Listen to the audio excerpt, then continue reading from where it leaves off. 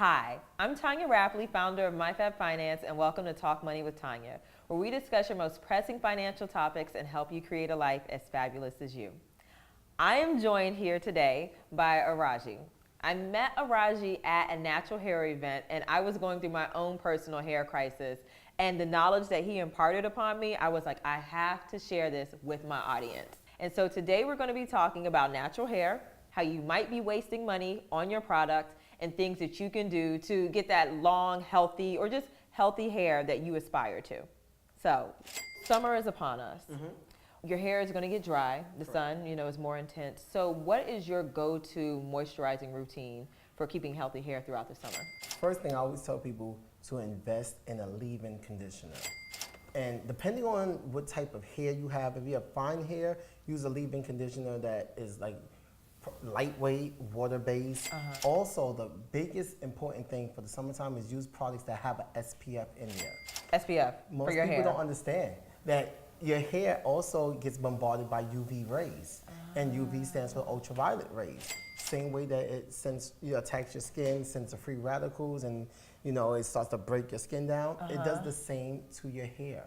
So what are a few natural products that people can buy at the grocery store or around the way that will help them achieve their hair and skin goals?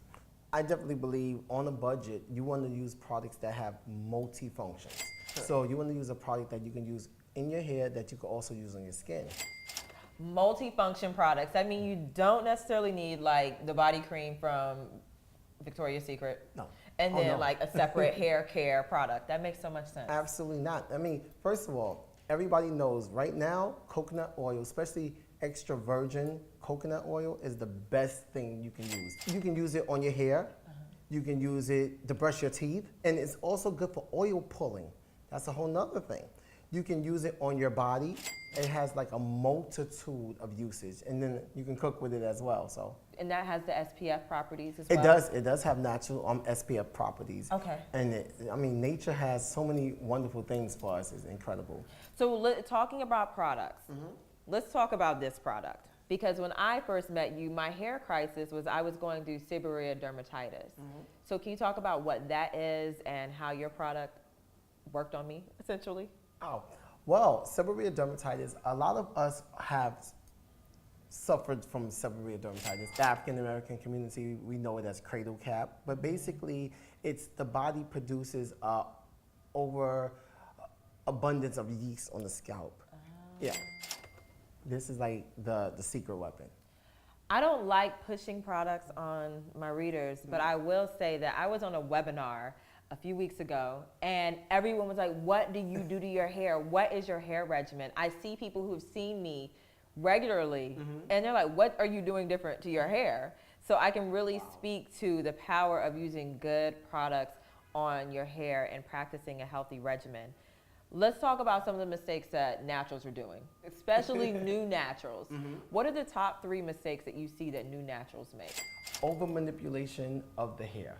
A lot of people who have transitioned from the relaxer to natural, they still psychologically have to adapt to the aesthetic of what it looks like.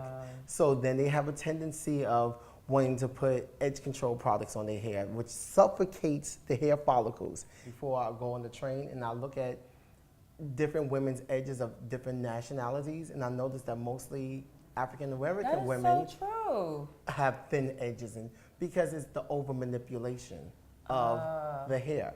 So I just want to say I have thin edges, but I was born like this. Okay. I woke up like this. So silly. Okay. Silly. Number 2. Number 2, too much heat on your hair. Heat damages your hair in general. It thins the hair out. There's a chemical change anytime you add heat to anything. So even though you may have not put a chemical in your hair, there's still a chemical change that's occurring when you add heat. Wow. And what's the last thing you see? The last thing I see, buying an abundance of products to achieve an aesthetic that they naturally don't have. That is so true.